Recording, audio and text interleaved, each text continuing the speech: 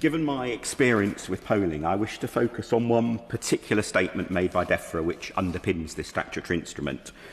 In the de minimis impact assessment, it says that, to quote, polling commissioned by Defra, YouGov 2022, found that over half, 57% of respondents in England, thought the use of gene editing in crops plants for food production was acceptable, 16% undecided, while 27% thought this use was unacceptable. Now, I think it's fair to say it's a little unfortunate that, as well as initially not having published the impact assessment online, but only making it available on request, the Department also initially seemed reluctant to share further details of that polling, as the Secondary Legislation Scrutiny Committee's report on this notes in paragraph 38, quotes, Defra has not published this survey. And that remained the case even after the committee asked for information about it. Now, as a result, I contacted the pollster directly and pointed out that under their own industry regulation, they appear to be required to publish details of the poll, which I'm glad to say they did. And to be fair, I note that Defra has since added a link to the details of the poll to the impact assessment.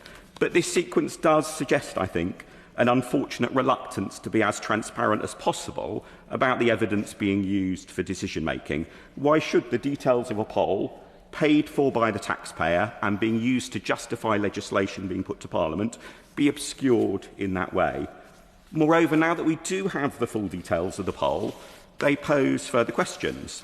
Because in the poll, in fact, a full 52% said they'd not even heard of this technology. Moreover, of the 48% who have heard of it, only 3% said they were very well informed about it.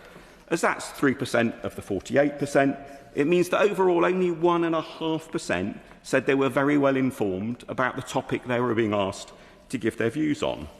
Now, the specific question which Defra cited, whose wording we now know despite that earlier reluctance, is not an awful question by any means, but its wording is problematic, I think, given how Defra has chosen to use its results, because the question wording provides positives about PBOs without providing any mention of possible drawbacks.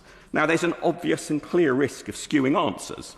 If you ask a question on a topic about which only 1.5% say they're well informed, and in that question only provide benefits but mention no possible drawbacks.